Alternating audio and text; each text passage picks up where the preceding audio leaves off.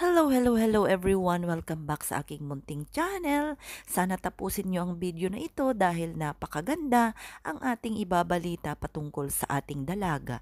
Kung bago ka pa lang sa aking munting channel, ay sana maisama nyo na rin para i-subscribe. At sa lahat naman ng ating mga solid supporters dyan, salamat sa inyong pagla-like, pag-share. At sana makapag-iwan nga kayo ng inyong mga magagandang komento at mga opinyon patungkol sa ating dalaga. Alam ko na isa ito sa nire-request nyo na mangyari nga kay Reyna na ginagawa na nga po ng paraan ng ating big time 1 million sponsor ni Reyna. Ayon sa ating kaalaman, ang big time sponsor natin ang magpapagamot nga sa sakit ni Reyna sa St. Luke. Ngunit makikita natin na hindi lang ito nagtatapos ang kanyang pagtulong kay Reyna.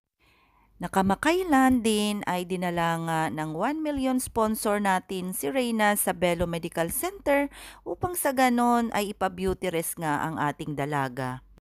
Ngayon naman ay eto na nga ang pinakaaantay natin na nire-request ng karamihan na sana nga po ay mabago ang ngipin ni Reyna na talaga namang hindi tayo pinahihindian ng ating mga bigating sponsor, lalong-lalo na po ang ating 1 million sponsor na sa ngayon ay kanya nga pong pinapagamot si Reyna at dinala niya nga na ito sa pagamutan upang ipa-check up ang ngipin ni Reyna. Sa lahat ng mga sulit dyan, alam ko na masaya kayo sa ngayon sa ating ibinalita. Kaya naman sana makapag-iwan kayong lahat ng inyong mga komento at palakpakan dyan. At sa lahat ng hindi makaintindi at ginagawan ng mga iba't ibang espekulasyon, ang mga nangyayari ngayon para sa ating dalaga, sana po ay maging thankful na lang po tayong lahat.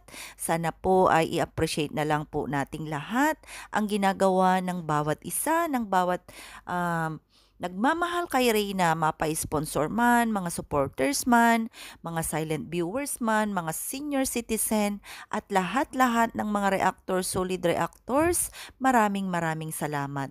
At sa lahat ng mga nagtatanggol kay Reyna, sana po ay pagpalain po tayong lahat. At maging mga bashers ni Reyna, sana po ay maliwanagan at ma-appreciate nyo ang ginagawa ng bawat isa, lalong-lalo na po ang pagpapagamot ngayon ni Reyna na hindi naman po natin pwedeng itago ang mga magagandang bagay dahil nakilala natin si Reyna sa social media at syempre po wala naman po sigurong masama kung i-update ang mga magagandang bagay na nangyayari at tinatamasa ng ating dalaga. Kaya naman kung gusto nyo pa po ng mga ganitong update patungkol sa ating dalaga, sana ay makapag-comment kayo ng yes at paki-like and share ang video na ito. Maraming salamat and God bless us all.